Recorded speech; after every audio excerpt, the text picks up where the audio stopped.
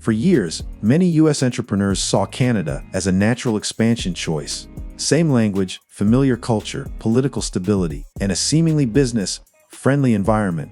On the surface, it looked like a perfect step for growth. But in 2025, many are beginning to realize the cracks beneath the polished image.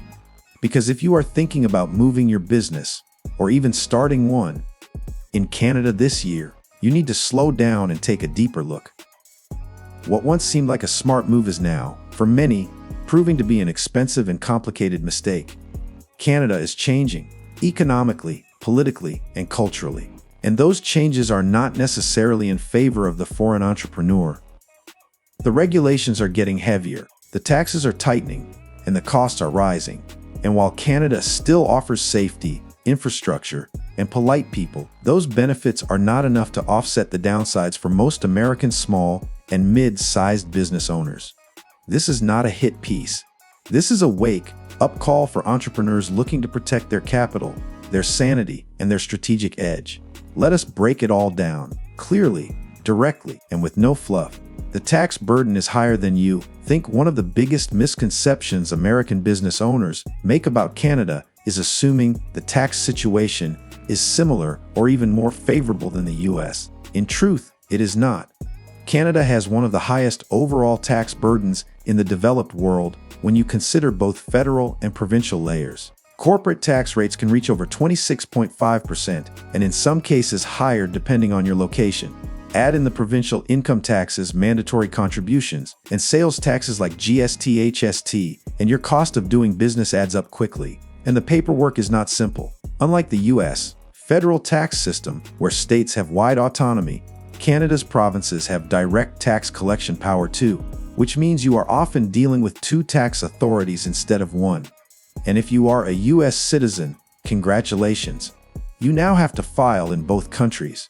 The IRS still expects its cut, and now you are caught in the exhausting middle of dual reporting, foreign tax credits, and international compliance rules.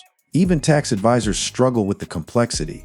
If you do not have a specialist who understands US, Canada cross-border taxation, you are walking blindfolded into a financial minefield. Red tape and regulation are slowing you down. If you thought US bureaucracy was bad, wait until you navigate Canadian regulations. It is not that Canada is hostile to business. It is that it moves slowly, cautiously, and sometimes stubbornly. Whether you are trying to register a business, get a work visa, or comply with provincial employment rules, you will face delay after delay. Starting a corporation, expect layers of compliance, registration with multiple agencies, and mandatory filings from day one. Hiring employees.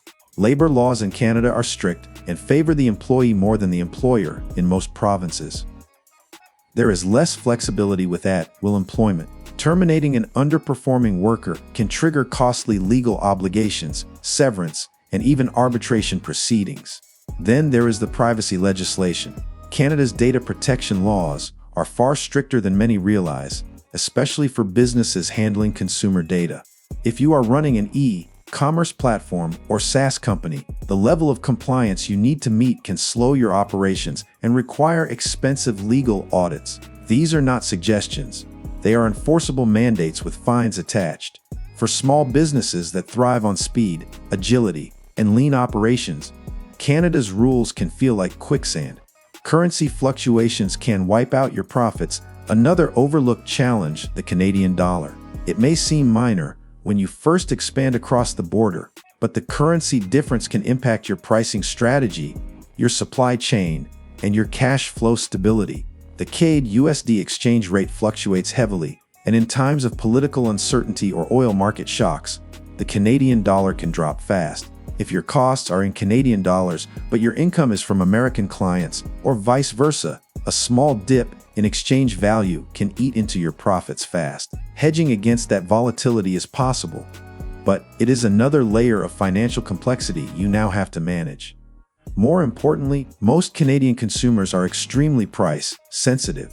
If you attempt to pass along the costs of inflation, currency swings, or higher taxes by raising your prices, you will quickly lose ground to domestic competitors. In 2025, with global uncertainty still looming, the exchange rate is not your friend, it is your enemy. And it does not care how good your business model looks on paper. The cost of living is climbing. And so are your operating expenses. Many U.S. entrepreneurs see cities like Toronto or Vancouver and imagine booming opportunities. But they forget one thing. These are some of the most expensive cities in North America. Office rent, utilities, housing for employees, and even basic services are significantly more expensive than in many U.S. cities. That means your overhead spikes from the moment you step in. Trying to attract talent. Be ready to pay competitive salaries just so employees can afford to live. Even remote workers in Canada are demanding higher compensation due to inflation and housing shortages. And if you plan to move there yourself, prepare for sticker shock, especially when it comes to housing, health insurance, and personal income taxes. Entrepreneurial energy often dies under the weight of bloated expenses. And in Canada, those expenses are creeping up even faster than the economy is growing. Cultural differences are subtle, but real on the surface. Americans and Canadians seem culturally similar, but the business culture diverges in important ways. In the U.S., hustle, bold marketing, and aggressive scaling are often seen as virtues. In Canada, the pace is more measured, more conservative, and more skeptical of overt self-promotion. Sales strategies that work in Miami may fall flat in Montreal. Branding language that feels normal in New York may feel too pushy in Vancouver. Risk tolerance is lower. Venture capital flows differently, and partnerships move slower because trust is built more cautiously. This is not about right or wrong. It is about fit. If your business thrives on speed, growth hacking, and risk, taking Canada might feel frustratingly slow and bureaucratic. You are not just entering a new market, you are entering a new mindset. And many Americans fail to adapt until it is too late. Immigration rules make expansion personally difficult. Here is a harsh truth many U.S. entrepreneurs discover too late: moving yourself or key team members to Canada is not as easy as it sounds. Immigration is selective, slow, and paper-heavy. The startup visa program exists, but it is highly competitive and slow-moving. The work permit options are limited unless you have a Canadian entity willing to sponsor you, or unless you fall under NAFTA rules, which are still evolving. And if you want to stay long-term, be prepared to wait. Canada values highly skilled workers, but even they face years-long waits for permanent residency. If you are trying to move your family, set up shop, and integrate, you will need patience and legal support. In contrast, doing business from the U.S.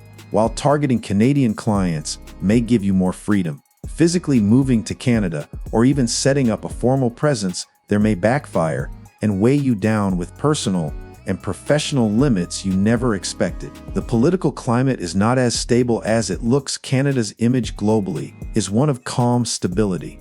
But dig deeper, and you will find mounting tensions around energy, Indigenous rights, taxation, and political leadership.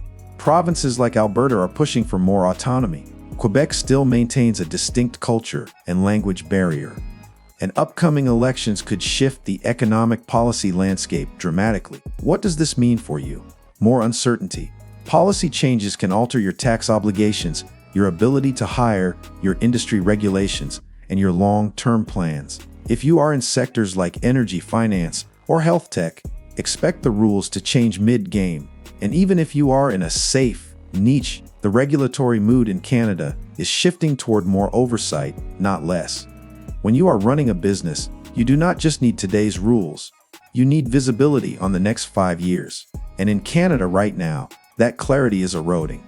So, what is the smarter move? If you are a U.S. business owner looking to expand, Canada is not your only option. Latin America is opening up with remote worker visas and low tax zones. Several U.S. states still offer economic incentives, zero income tax, and lower operating costs. Even parts of Asia and Eastern Europe now offer better cost to reward ratios for tech entrepreneurs and product makers. You do not need to rush into Canada just because it feels familiar. Familiarity is not the same as profitability. And in 2025, where every dollar counts and every regulatory delay costs you time and momentum, you cannot afford to make decisions based on assumptions. Canada has many strengths, but for U.S. entrepreneurs right now, it may not be the haven it once appeared to be. Look before you leap, analyze before you expand. And if you do go north, Go with your eyes wide open and a lawyer by your side.